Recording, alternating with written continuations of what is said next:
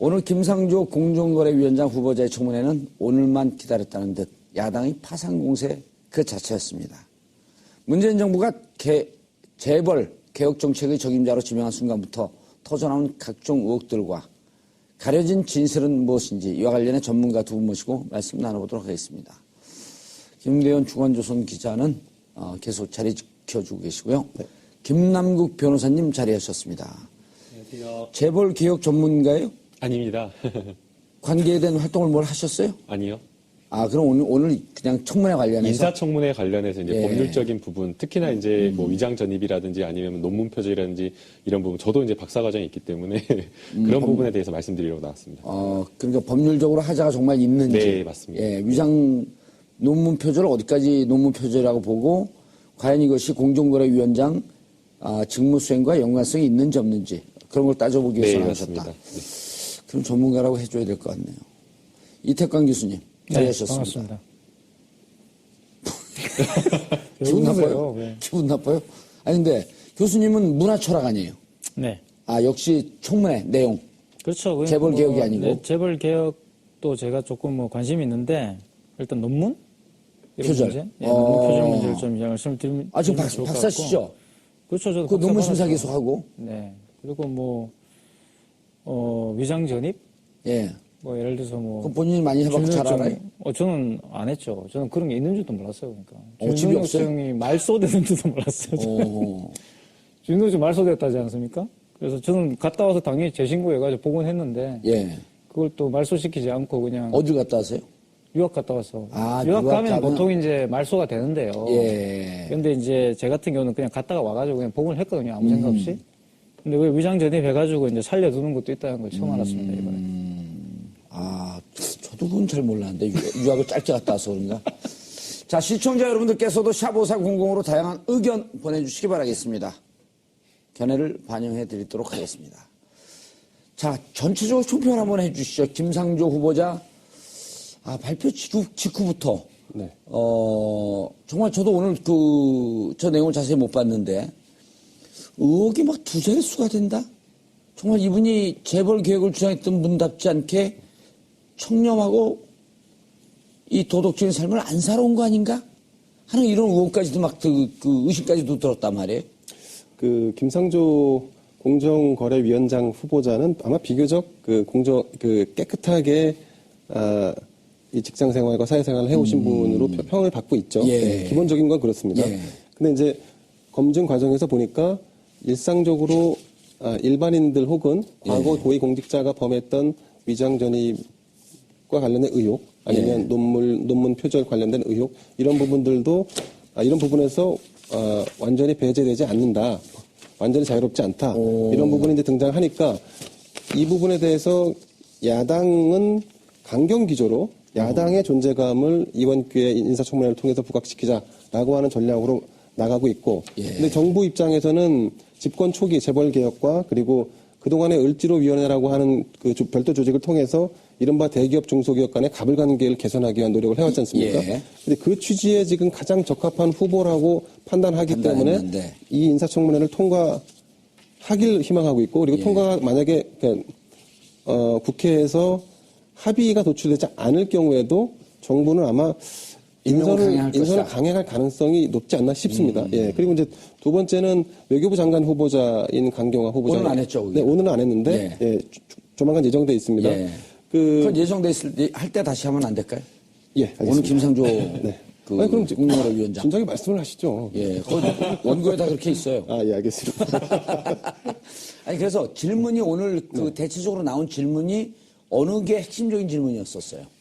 오늘 핵심 질문 중에 하나는 이제 신용카드 영원이었다. 신용카드 전혀 사용하지 않았다. 이런 의혹에 대해서 사실은 이제 해명은 다 했죠. 신용카드 사용 액수가 약 한 2천만 원 정도 됐었는데 한성대 자체적으로 이게 연말정산을 할 때 소득공제 혜택을 받을 수 있는 금액이 연봉의 25% 수준이니까 거기에 해당되지 않으면 어차피 받을 수 없으니 영원 처리하기 때문에 이게 이제 이 서류 자체에서는 영원으로 된 거다 이런 식으로 해명을 했고 그리고 이제 위장 전입 문제도 대치동 음마 아파트에 살았던 부분은 와이프의 그 암투병으로 인해서 예. 병원을 오가지고 지병 때문에. 네, 이런 식으로 이제 대부분 다 해명을 했고 이 부분에 대해서 오늘 이 국회 청문회를 시청한 분들은 대체적으로 납득할 만한 해명이었다라는 평가가 많았던 것 같습니다. 네. 그렇군요. 자, 김남국 변호사님. 예. 그리고 일단 지금 저 나온 우리 김 기자님이 브리핑한 그 내용만 한번 놓고 보시죠. 네. 첫 번째가 뭐였었죠? 왜 딴청하고 계세요? 예. 첫 번째가 뭐였었나요? 위장전입부가 이제 신용카드 문제. 예, 네. 신용카드. 뭐 신용카드 같은 경우에는 법률적으로 따져보더라도 문제가 없다라고 생각이 되고요. 예. 소득공제를 받느냐 이 부분과 관련해서 본인이 받고 싶으면 실제로 신용카드를 소득공제 이상 금액으로 사용했다고 하더라도 본인이 소득금액을 쓰지 않겠다. 그러니까 소득공제 혜택을 받지 않겠다라고 한다면 신용카드 납부 내역을 반드시 신고할 의무는 없는 겁니다. 그렇기 때문에 이 부분과 관련해서는 이 김상조 후보자의 해명이 명확하다라고 보여지고요. 예. 그다음에 이제 그 위장 전입과 잠깐, 지금 관련해서 대학에 같이 계시잖아요. 이태광 교수님도 대학에 계신데 소득공제 받는 거 저 설명이 맞나요? 그렇죠. 이제 김상조 지금 후보자가 예. 말씀하신 그런 내용들은 맞습니다. 왜냐하면 김상조 후보자가 제가 사적으로 듣기로는 예. 술도 잘 안 드시고 그런 어떤 모임이나 이런 데 잘 안 가신대요. 그래서 돈을 잘 안 쓰시는 거죠. 그러니까 뭐 신용카드를 굳이 써가지고 이렇게 뭐 결제를 하고 이러실 필요성이 별로 없지 않을까. 우리하고는 좀 다른 사람이 네, 약간 삶의 형태가 다르지 않을까 생각합니다. 그러니까 왜 신용카드 영원이냐 이 부분을 의혹을 가지고 보냐면요. 이게 세금 탈세하는 사람들이 그렇기 때문에 그런 현금을 겁니다. 많이 쓰니까. 그러니까 현금을 많이 받는 사람들. 예컨대 고소득의 변호사들, 저같이 어려운 변호사들 말고 고소득의 변호사들은 이상한데요? 현금으로 잘 수익률을 알지? 현금으로 이런 수익료들을 받습니다. 그렇다고 한다면 이거 자체를 신고를 하지 않기 때문에 현금으로 받았기 때문에 현금으로 써야 되는 겁니다. 그리고 이제 또 뭐 특히나 또 이제 굉장한 부자들 같은 경우에는 본인이 이 큰 금액을 어디에다 썼다라고 한다면 예컨대 신용카드를 긁게 되면 이 신용카드 금액 자체가 어디에 지출을 했다라는 것들이 다 노출되기 때문에 굉장한 부자들은 이 신용카드 쓰는 것을 꺼려합니다. 우리가 대표적인 그 사람을 찾아보게 되면 다 알아요, 두 개를?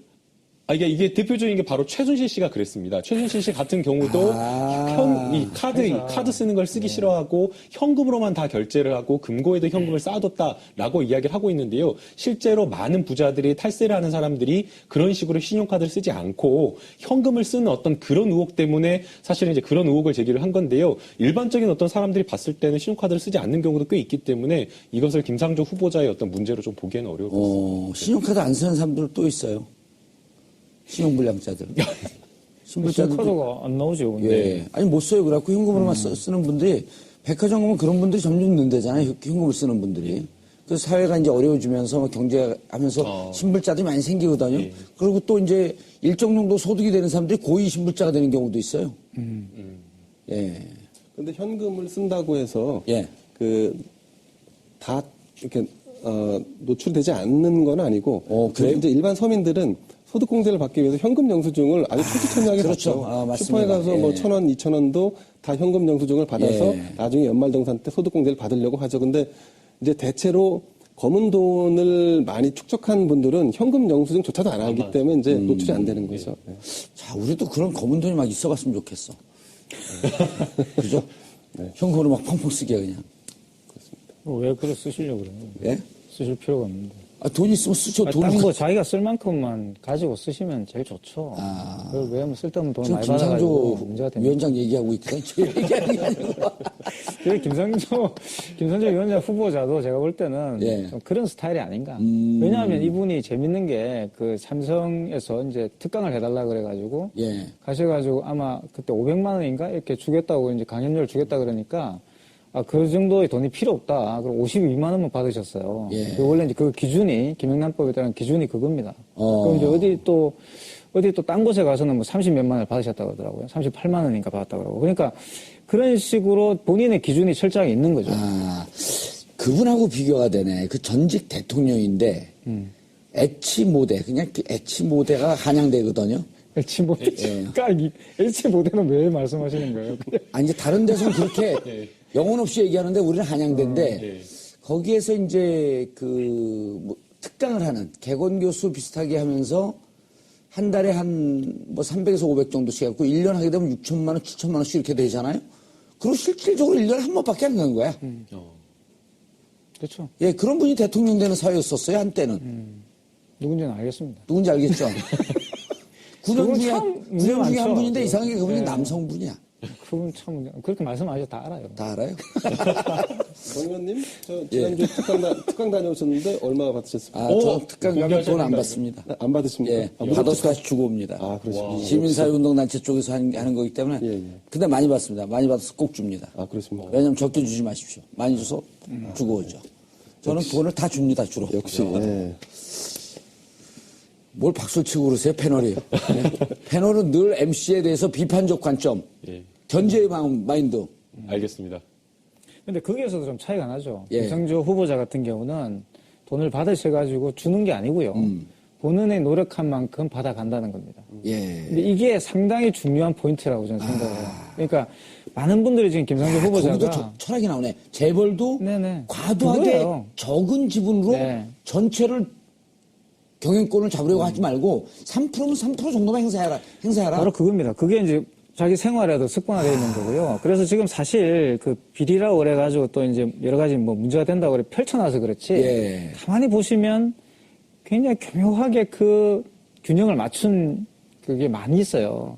그 예를 들어 말을 돌려고 잘 이해를 못해. 그러니까 예를 들어서 뭐 저기 이사를 갔을 때 15일 내로 그죠? 예. 전입 신고를 해야 된다라든가 그런 거 할 때 지금 현재 지금 위장 전입 같은 거 문제가 되고 있는 부분 잘 보시면 14일 동안만 놓았다가 하루 차이를 두고 옮겼잖아요. 예. 이런 식이에요. 그러니까 법에는 일단 벗어나지 않는데 최대한 거기에서 여유를 누릴 수 있는 것은 누리고 이제 본인의 그 여유를 발휘하는 거죠. 위법하진 않고. 그렇죠. 그냥 유연성을 발휘하는 거죠. 예. 그러니까 저는 이게 김상조 후보자가 비리를 저지른다 뭐 이런 걸 하기 위해서 그랬다기보다도 최대한 그런 법을 법의 지키려고 하고. 유연성을 이용해서 예. 최대한의 노력을 하는 거죠. 그러니까 저는 이게 김상조 후보자가 갖고 있는 평소의 생활 습관이라고 보는 거예요. 그러니까 그런 어떤 특강료만 보더라도 아니, 좋게 보니까 그렇게 아니 좋게 그러니까 보이는데. 제 말은 이제 저는 좋게 본다기보다는 예.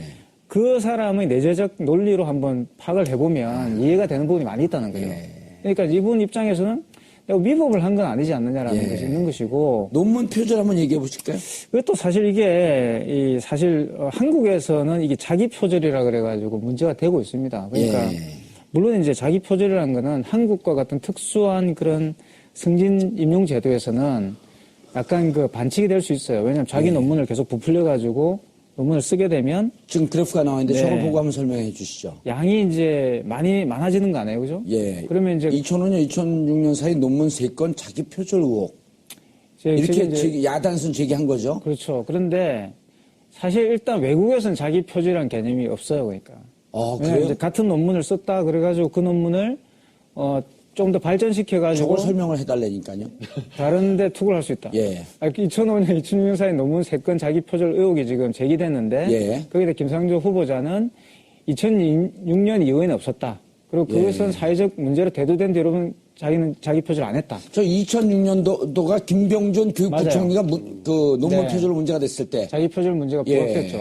그래서 우리는 국민적 합의에서 자기 표절이 문제가 된다는 걸 합의를 한 겁니다. 밑에 얘기는 뭐죠? 기관원 과정에서 각주나 참고문헌 처리에 문제 있었다.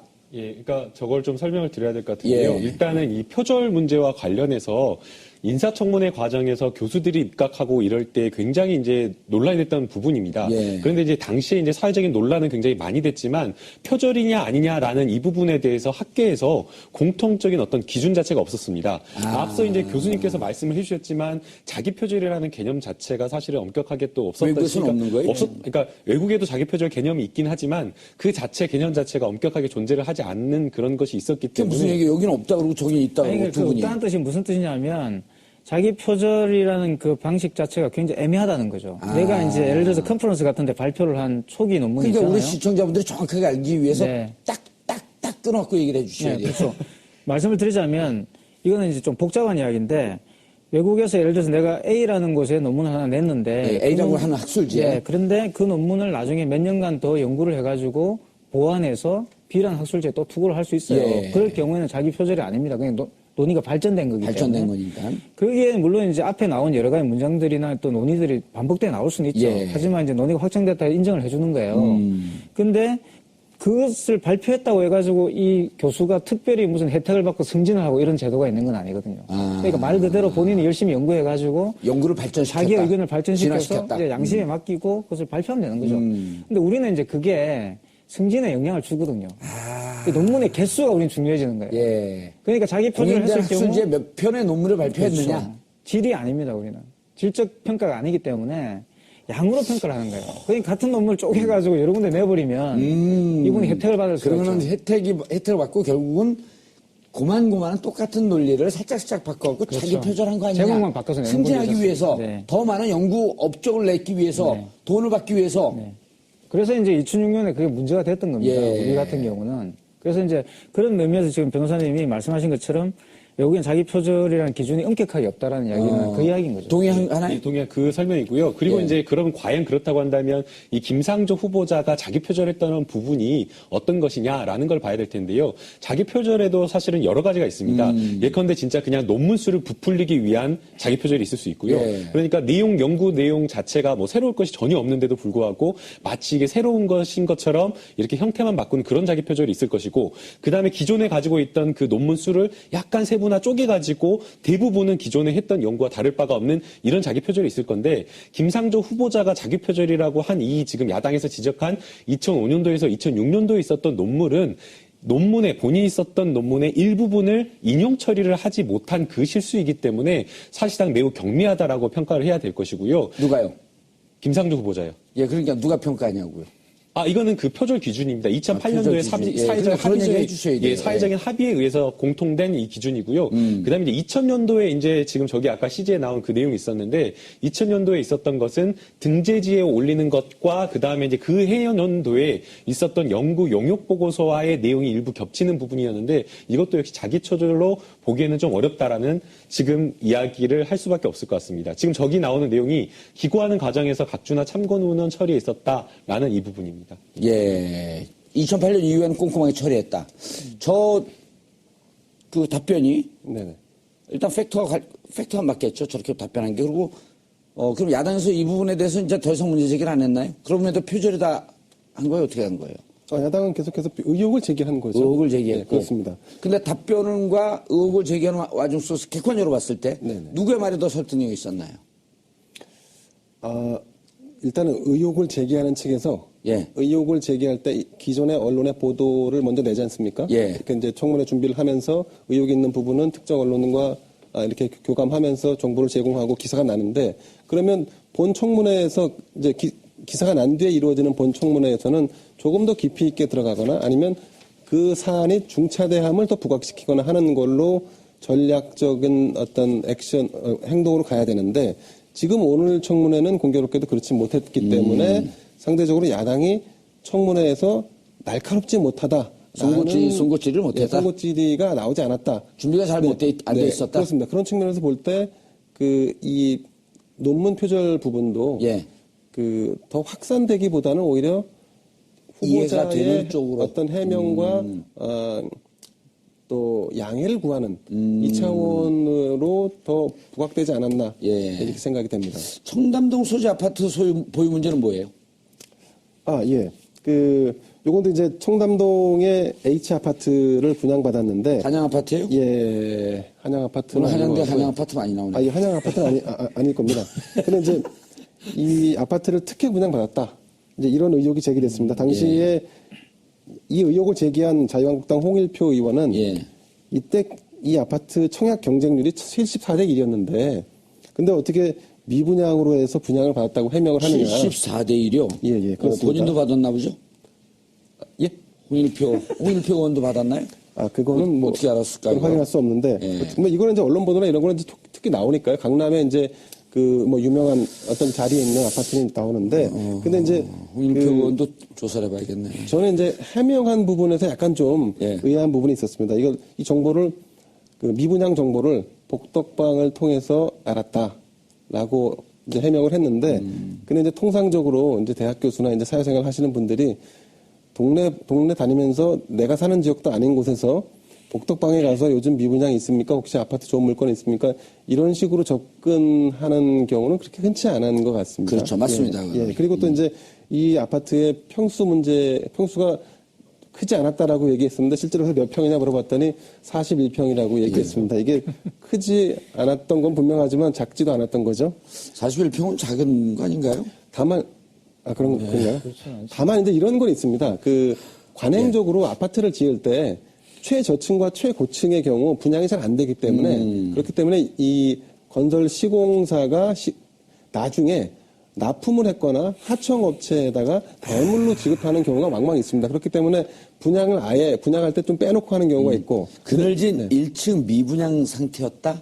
그렇습니다. 이제 요게 이제 그늘진 1층이었기 때문에 아마도 미분양이 아니라 분양을 하려고 했으나 사실은 그리고 이제 이거를 나중에 분양 경쟁률 이런 부분에서도 사실 카운트를 잘 안 하는 경향이 있습니다. 이게 이제 이런 부분들에 입주하려고 하는 사람들이 많지 않기 때문에 그래서 상대적으로 최저층과 최고층의 아파트 가격도 다른 층에 비해서는 좀 더 저렴하게 아파트 매매하는 분양하는 그 주로 이제 대행업체들이 분양을 많이 하는데 그렇습니다. 네. 그걸 미리 시행사 측가 하고 시공사 측가 하고 그 분량을 빼놓고 적은 분량으로 그 청약률 네. 그리고 경쟁률을 청약률을 올리는 올리죠. 경우도 있거든요. 그렇죠. 마케팅 맞습니다. 차원에서. 네, 맞습니다. 예. 그런 거일 수도 있겠네요. 그렇게 해서 남은 잔여 물량을 소화하는 차원에서 이제 이 부분을 매입하지 않았을까 하는 뭐 그런 추측도 가능해 보입니다. 예, 요거는 어떻게 잘 넘어갔나요? 요 지적한 거요? 그늘진 그 미분양 상태? 예. 그렇죠. 그 부분들도 사실 금방 그 김 위원님 말씀하신 것처럼 그 문제 자체가 잘 입증을 이제 의혹을 제기하는 사람이 해야 되는 거죠. 그럼 뭐 이제 일단 해명은 이렇게 한 거고요. 제 개인적으로는 사실 저도 이제 아니, 여기서 나왔을 때 그러니까 이러면서 더 이상 논쟁이 되지 않고 넘어갔나요? 그게 이제 방식들이 논쟁을 하는 방식은 아니죠. 예. 일단 이제 이야기하고 해명을 하고 넘어가는 방식이고 청문회가 재판적은 아니잖아요. 예, 이렇게 하고 더 이상 이 부분에 대해서는 다른 의원이나 이어서 계속 질의하지는 않고 이건 문제 제기를 했고. 홍일표 의원이 이제 제기를 한 거죠. 새롭게 제기를 한 거라서 예. 거기에서 논쟁이 사실 될 수는 없었습니다. 자, 그러면 이태강 교수님 음마아파트 거주놓고 부동산 투기가 아니었냐? 예. 명색이 재벌 저격수가 재개발로 음마아파트에 들어간 것 아니냐? 이런 문제 제기도 나온 거 아닌가요? 음마아파트에 이제 가신 것이 이제 사실 좀 이제 의혹이 되는 부분이 있죠. 그러니까 왜냐면 음마아파트가 사실 거주 환경이 그렇게 좋지 않습니다. 저도 그 강 건너에 저 개포동에 좀 잠깐 산 적이 있는데 그렇게 거기가 거주 환경이 좋지는 않아요. 좋지 않죠. 예, 그래서 이제 거기는 거기를 왜 학원 환경이 갔을까? 좋아서 제가 거기서 학원 사업을 네, 했었거든요. 대부분 그렇습니다. 그러니까 그게 밤 10시에 교통체증이 있는 곳이잖아요. 학원 때문에. 그럼요. 그래서 이제 아니, 하루 종일 교통체증이 있는데 하루 종일. 그래서 이제 그게 왜 갔을까라는 것은 사실 대부분의 한국 이제 그 거주하시는 분들이 갖고 있는 이제 그러한 편견 또는 뭐 그런 생각들을 부동산 투기용. 김상조 후보자가 한 거 아니냐라는 것인데요. 뭐 그 마음은 어떻게 알겠습니까? 그러니까 그 이제 김상조 후보자의 해명에 따르면 예. 이제 그 대장암 2기여가지고 부인 대장암이기 때문에 병원 근처에 아파트를 구할 수밖에 없었다라고 지금 이야기를 하고 있어요. 그래서 이제 실제 그 강남에 있는 그 모 대학병원과 이 음마아파트 거리를 보니까 한 2.1km 정도. 그러니까 차량으로 한 3분에서 5분 정도밖에 거리가 걸리지가 않습니다. 대학 이름도 다 나오지 않았을까요? 안 나왔나요? 네. 거기가 이제 안병원이 있죠. 그래서 이제 그 정도 거리고, 그 다음에 이제 그 대학병원 주변에 이제 아파트 시세나 이런 것들을 보게 되면 사실상 지금은 현재 음마 아파트가 재개발 프리미엄이 올랐기 때문에 사실상 아파트 가격이 굉장히 비쌌는데 이 김상조 후보자가 입주한, 전입신고한 시점을 보게 되면 2002년도 초였습니다. 2002년도 초경. 예, 그렇다고 한다면 그때 당시에는 뭐 부동산 관풍이라든가 재개발 뭐 열풍이 불어가지고 이 음마아파트 가격이 확 뛰기 훨씬 이전의 시점입니다. 그렇기 근데 때문에 여전히 그때도 비싸긴 비쌌어요. 비싸긴 비쌌죠. 그러나 이제 그 실제로 이제 재개발 프리미엄이 붙은 거는 2005년도, 2006년도 그 정도 시기 뭐 부동산 가격이 서울이나 뭐 전국적으로 분양가도 올라가는 그 시점이었기 때문에 그보다 훨씬 이전의 시점이었기 때문에 지금 이 김상조 후보자가 사실상 뭐 재개발 투기를 노리고 음마아파트에 들어갔다라고 이렇게 의심하기에는 조금 어렵다라는. 야당은 그렇게 의심하지 않았나요? 야당도 이를테면 이제 조금 더 부정적이고 검증해야 된다라고 하는 관점에서 보면 2002년쯤이면요. 그 광풍이 불 게 2005년, 2006년이라고 할지라도 부동산 투기 전문가들 2, 3년 전에 미리 예측하고 여기 사두면 뜹니다. 이런 얘기도 하거든요. 그런 관점에서도 봐야죠. 저는 근데 부동산 투기 목적이었다기보다는 예. 김상조 후보자도 이제 일부 인정했죠. 자녀 교육의 목적이 없지 않았다. 사실 그러니까 이런 얘기를 솔직하게 다 해야 되는 거예요. 2002년도에 말씀을 학원 사업 하셨다 그랬는데 예. 그게 붐이었습니다. 그렇죠. 제 그 친구들도 많이 있었고 거기에 그래서 사실은 맞죠. 학원 보내려고 이제 갔던 것 같고요. 많은 분들이 그렇게 가셨기 때문에 그래서 저는 특별히 이게 뭐 문제가 된다고 저는 생각은 안 들어요. 물론 이제 공직자로 나가기 위해서 청문회에서 이런 걸 따져볼 수는 있겠지만 뭐 이것 때문에 결격 사유가 있어가지고 뭐 공정거래위원장을 못하지 않느냐 이런 이야기는 약간 좀 과장된 아이들 거 자녀 아니에요? 교육 때문에 거기는 이제 학원이 많기 때문에 거기서 이제 핵심이 뭐냐면 예. 그래서 이제 자녀 교육 뭐 이런 부분도 없잖아 예. 있었다라고 해명을 하고 나니까 이게 위장 전입이 되려고 하면 거주하지 않았다라고 해야 되는 거거든요. 아하. 근데 김상조 후보자는 실제 4년 동안 거주를 한 경우입니다. 그러니까 이제 그렇게 해명이 지금 이루어진 거죠. 느닷없이 김상조 후보자를 이렇게 변호하는 듯한. 아니, 변호하는 게 아니라 이제 따져보고 사실에 대한 얘기를 사실에 말씀드리는데 대한. 예, 기자는 사실에 충실해야죠. 예, 깜짝 놀랐습니다. 그러나 회사 입장과 반대되나 하고 놀라지 않으셨어요? 아니, 뭐 저는 사실은 팩트인데 뭐 팩트를 부정하면 기자로서 자기가 있는 거 아니겠습니까? 자격이 없다는 거예요? 아니, 팩트를 인정했잖아요. 팩트 인정했으니까. 왜 이러세요? 그러니까 여기는 4년 동안 살았고. 그렇습니다. 보통 이제 저 같은 경우도 이제 위장 전입할 때 자녀를 데려놔야 되는데 미성년자니까 부모가 같이 사는 것처럼 같이 전입을 해요. 그렇게 하는 거죠. 예, 예. 예, 그럼 이제 동사무소에서 다 점검을 나와요. 네. 그럼 막 이렇게 송곳 질문을 해. 그럼 막 사는 것처럼 막 해요. 네, 네. 그리고 이제 애 놔두고 이제 오는 거거든. 그렇죠. 맞습니다. 예, 네, 네. 이게 이제 위장 전입 아니에요. 근데 여기 이제 거주를 했다는 거죠. 요것도 넘어갔네요, 그러면은. 자, 그 다음에, 목동 아파트로 전입한 것. 사실 이것도 이런 일을 많이 교수님들이 하십니다, 사실은. 6개월 지금 연수를 가는데 아하. 주민등록 말소하고 갈 수는 없잖아요. 그러니까 몇 년, 뭐, 한 유학을 떠난다 이러면 몇 년 있다 와야 되는데 그러면 이제 보통 이제 동사무소에 가면은 이와 관련돼서 이제 이 주민등록 말소 해놓고 갔다 와서 다시 복원하면 된다 이런 조언을 해주기도 해요, 그러니까. 예. 그래서 이제 하고 가는 경우도 있고 있는데 사실 뭐 6개월 갔다 오는데 뭐 주민등록 말소하고 가고 뭐 이러기도 좀 곤란하니까 아마 우편물 수령을 하기 위해서 뭐 목동 아파트로 이제 전입을 해놓고 가시고 예. 났습니다. 우편물을 받기 위해서.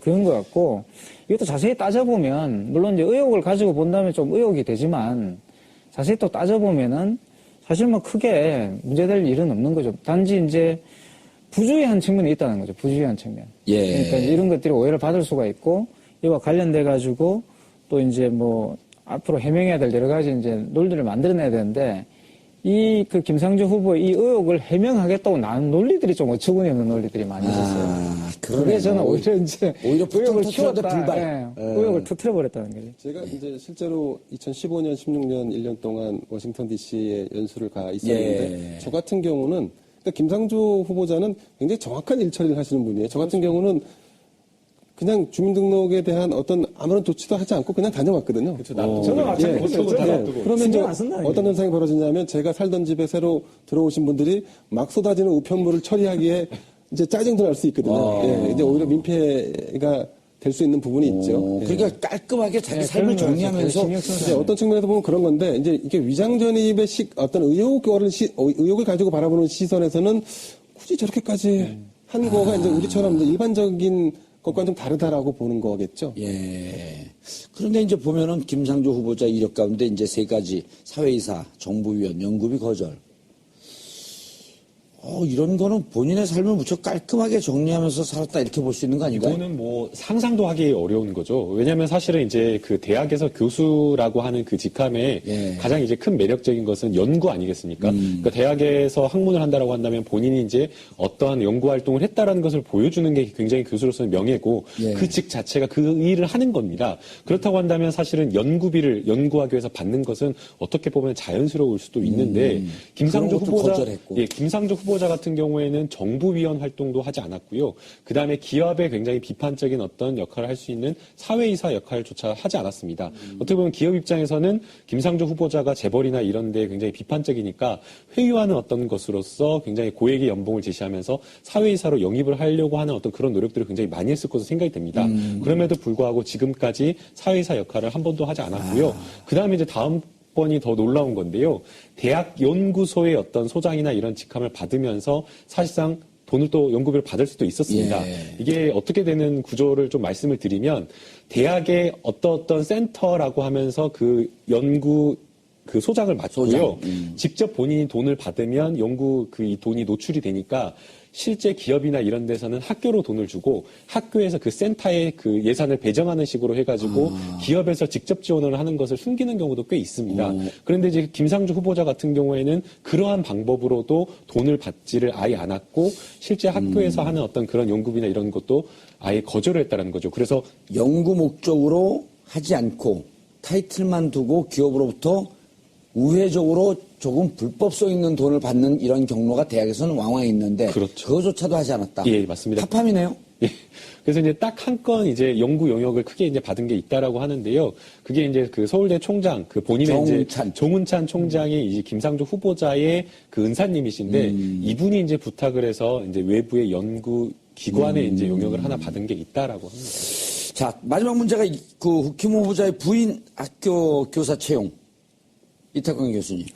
사실 이것도 저는 제기된 의혹 중에 제일 억지가 아닌가 싶어요. 아, 그래요? 그러니까 이제 토익 점수가 그 900점이 이제 자격인데, 아니, 901점이 자격입니다. 901점이 자격인데, 예. 이 김 후보자 부인이 받은 토익 점수가 900점이었어요. 참 이게 웃기는 이야기죠. 1점 모자란다는 사실 토익 점수 받아보신 분은 아시겠지만, 1점 차라는 건 사실 900점 미만인 사람을 처음 봤는데. 중요하지 않습니다. 예. 그렇죠. 900점. 보통 뭐 요즘에 대학생들 다 900점 나옵니다. 영어 시험을 틀려본 적이 없어서. 어우, 깔때기였습니다. 근데 그래서 뭐 1점 차라 그러는데 사실 이게 뭐 한 개 틀리면 1점이 이런 게 아니거든요. 예. 이게 이제 보면은 계산할 전체적인, 때 상대적이니까. 상대적인 평가를 내기 때문에 900점이나 901점이나 영어 성적 자체나 영어 실력이 크게 문제되진 않아요. 네, 이 부분과 관련해서는 이제 어쨌든 그 엄격하게 따지면 점수를 미달한 점수이기 때문에 예. 아마 그런 점을 의식을 해서 김상조 후보자가 굉장히 낮은 자세로 예. 사과를 또 했습니다. 예. 청문회 과정에서. 예. 이태광 교수님 말을 못하게 치고 들어오네. 아, 이거 아닙니다. 아니, 근데 이제 사과를 했는데 그것도 역시 김상조 후보자의 성격을 보여준다는 거죠. 저 같으면 뭐가 잘못됐다 이렇게 이야기할 건데. 그게 공정거래위원장 못 가잖아요. 저는 공정거래 관심이 없어요, 지금. 저는 뒤에서 공정문화. 검은 돈 뭐 이런 거. 그런 거 관심 있어요? 받는 건 그렇게 관심이 안 주잖아요. 아니, 받는 건 관심이 없고 네, 주는 거? 잡아내는 걸 관심이 많아요. 검은 돈 잡아. 최순실 씨는 사람 제가 관심을 굉장히 가지는 사람. 예, 검사예요?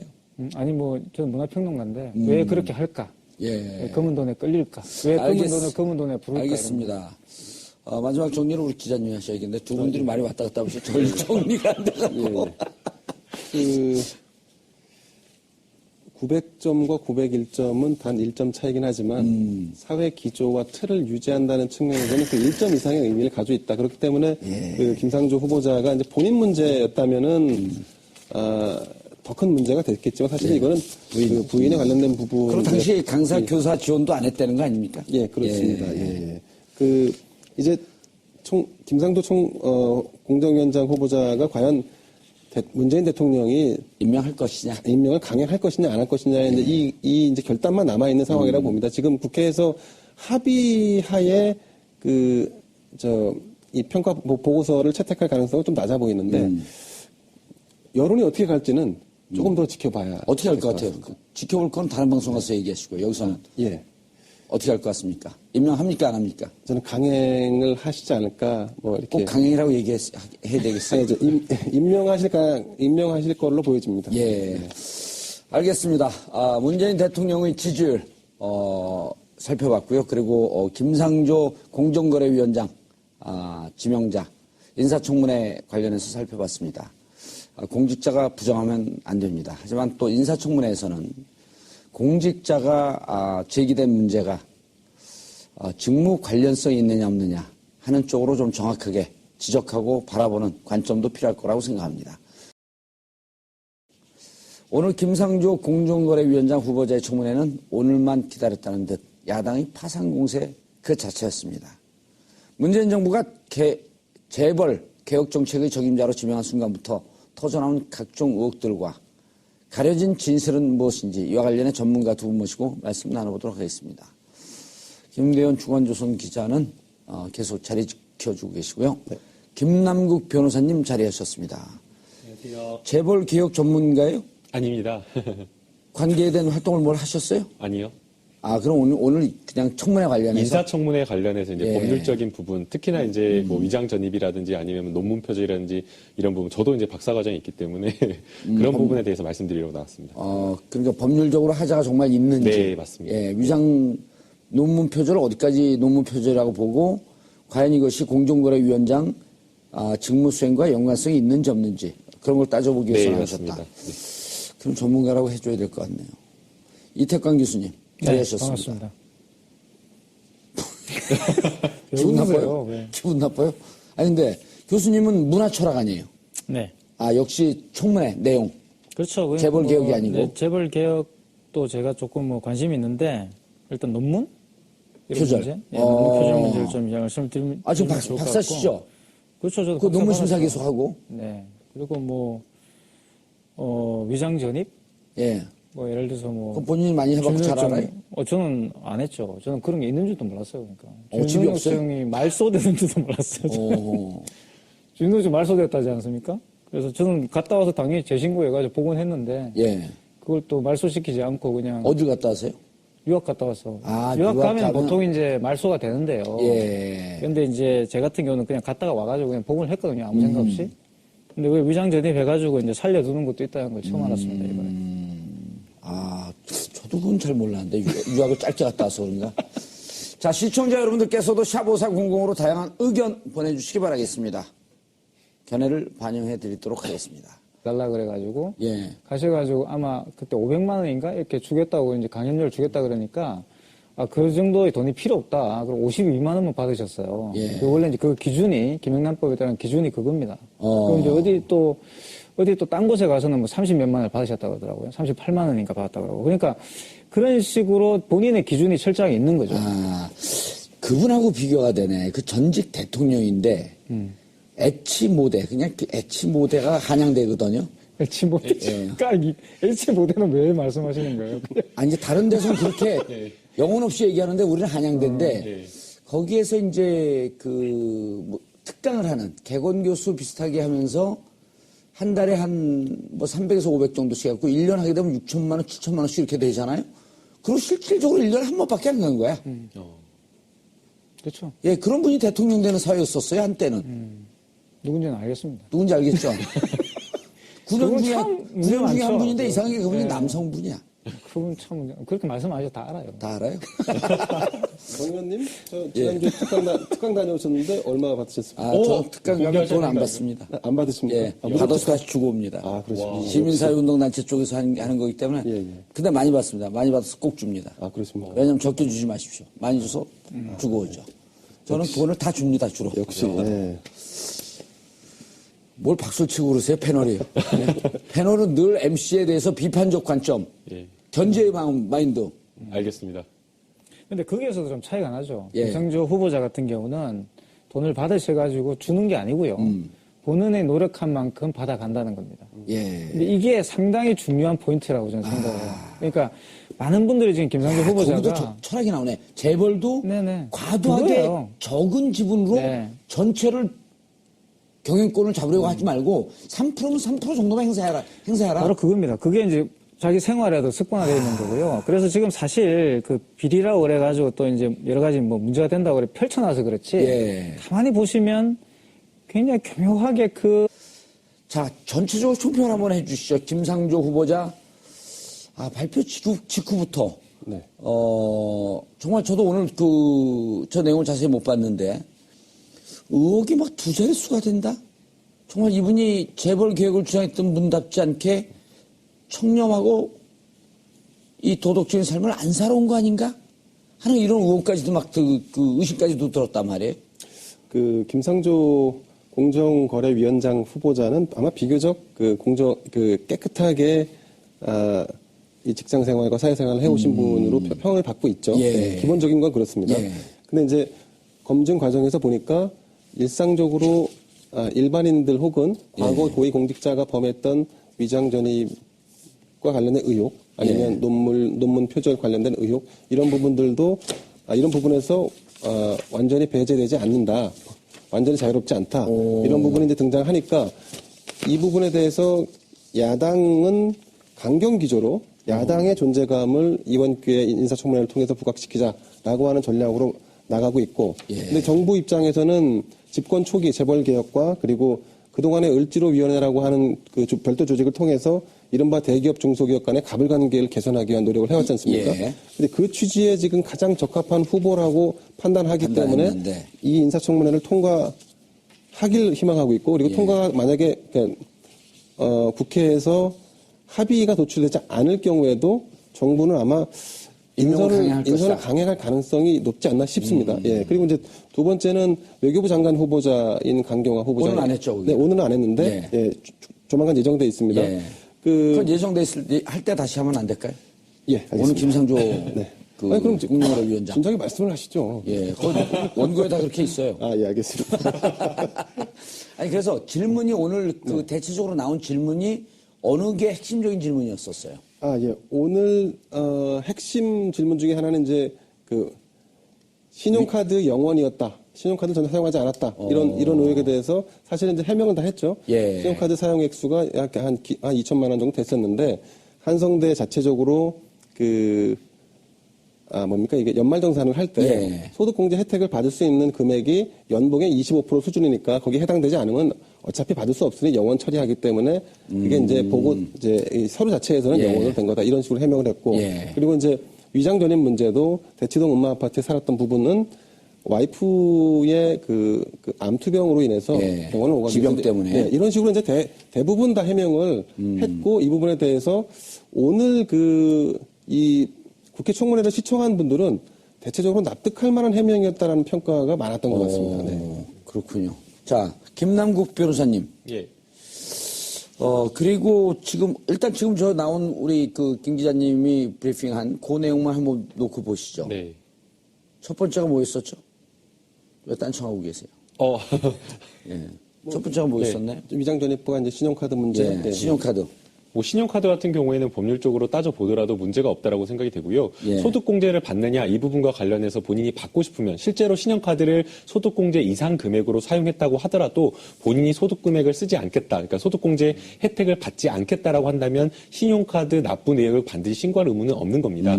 그렇기 때문에 이 부분과 관련해서는 이 김상조 후보자의 해명이 명확하다라고 보여지고요. 그다음에 이제 그 위장 전입과 관련해서 지금 대학에 같이 계시잖아요. 이태광 교수님도 대학에 계신데 소득공제 받는 거 저 설명이 맞나요? 그렇죠. 이제 김상조 지금 후보자가 말씀하신 그런 내용들은 맞습니다. 왜냐면 김상조 후보자가 제가 사적으로 듣기로는 술도 잘 안 드시고 그런 어떤 모임이나 이런 데 잘 안 가신대요.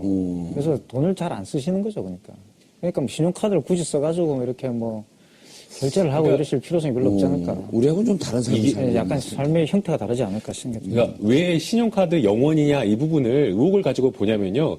이게 세금 탈세하는 사람들이 그렇기 때문에 그런 겁니다. 그러니까 현금을 많이 받는 사람들. 예컨대 고소득의 변호사들, 저같이 어려운 변호사들 말고 고소득의 변호사들은 현금으로 수익률을 알지? 현금으로 이런 수익료들을 받습니다. 그렇다고 한다면 이거 자체를 신고를 하지 않기 때문에 현금으로 받았기 때문에 현금으로 써야 되는 겁니다. 그리고 이제 또 특히나 또 이제 굉장한 부자들 같은 경우에는 본인이 이 큰 금액을 어디에다 썼다라고 한다면 예컨대 신용카드를 긁게 되면 이 신용카드 금액 자체가 어디에 지출을 했다라는 것들이 다 노출되기 때문에 굉장한 부자들은 이 신용카드 쓰는 것을 꺼려합니다. 우리가 대표적인 그 사람을 찾아보게 되면 다 알아요, 두 개를? 이게 대표적인 게 바로 최순실 씨가 그랬습니다. 최순실 씨 같은 경우도 이 카드 쓰는 걸 쓰기 싫어하고 현금으로만 다 결제를 하고 금고에도 현금을 쌓아뒀다라고 이야기를 하고 있는데요. 실제로 많은 부자들이 탈세를 하는 사람들이 그런 식으로 신용카드를 쓰지 않고 현금을 쓰는 어떤 그런 의혹 때문에 사실은 이제 그런 의혹을 제기를 한 건데요. 일반적인 어떤 사람들이 봤을 때는 신용카드를 쓰지 않는 경우도 꽤 있기 때문에 이것을 김상조 후보자의 어떤 문제로 좀 보기에는 어려울 것 같습니다. 신용카드 안 쓰는 사람들 또 있어요. 신용불량자들. 신용카드가 안 나오죠. 근데. 아니, 못 써요. 그래갖고 현금으로만 쓰는 분들이, 백화점 가면 그런 분들이 점점 는대잖아요. 현금을 쓰는 분들이. 그래서 사회가 이제 어려워지면서 경제하면서 신불자들이 많이 생기거든요. 그리고 또 이제 일정 정도 소득이 되는 사람들이 고위 신불자가 되는 경우도 있어요. 근데 현금을 쓴다고 해서 다 이렇게 노출되지 않는 건 아니고 이제 일반 서민들은 소득공제를 받기 위해서 현금 영수증을 아주 초지천량하게 그렇죠. 받죠. 아, 맞습니다. 슈퍼에 가서 뭐 예. 1,000원, 2,000원도 다 현금 영수증을 받아서 예. 나중에 연말정산 때 소득공제를 받으려고 하죠. 근데 이제 대체로 검은 돈을 많이 축적한 분들은 현금 영수증조차도 안 하기 때문에 이제 노출이 안 되는 거죠. 네. 자, 우리도 그런 검은 돈이 막 있어봤으면 좋겠어. 그죠? 현금으로 막 펑펑 쓰게 그냥. 왜 그걸 쓰시려고 그래요? 예? 쓰실 필요가 없는데. 아, 돈 있으면 쓰죠. 돈. 딴거 자기가 쓸 만큼만 가지고 쓰시면 제일 좋죠. 그걸 왜 쓸데없는 돈 지금 많이 받아가지고 김상조 문제가 됩니다. 위원장 얘기하고 있거든. 저 얘기하는 게 아니고. 그 김상조 위원장 후보자도 제가 볼 때는 예. 좀 그런 스타일이 아닌가. 왜냐하면 이분이 재밌는 게 그 삼성에서 이제 특강을